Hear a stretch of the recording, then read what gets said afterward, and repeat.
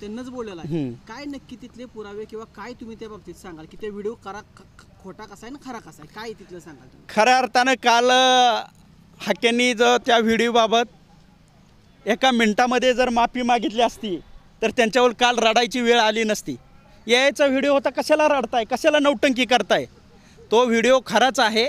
आज सर्वसामान्य कुणी जर बघितला आणि मग त्याचं मग आम्ही म्हणतो ना तो फॉरेन्सिक लॅबला जाऊ द्या, एकदा खराय का खोटा येऊ द्या जनतेसमोर. म्हणताय ना की 15 दिवस लागतील, महिन्यानं त्याचा रिपोर्ट येईल ना. परंतु हाकेनंही सर्वेची उत्तरं देत आहे. हां, तुम्ही पाठवणार का?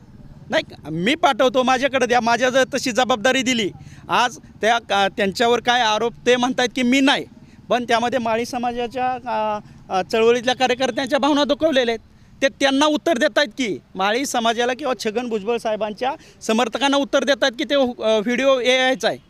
तर मग ते एकदा त्याचं दूध का दूध आणि पाणी का पाणी होऊन जाईल ना, ते कळेल.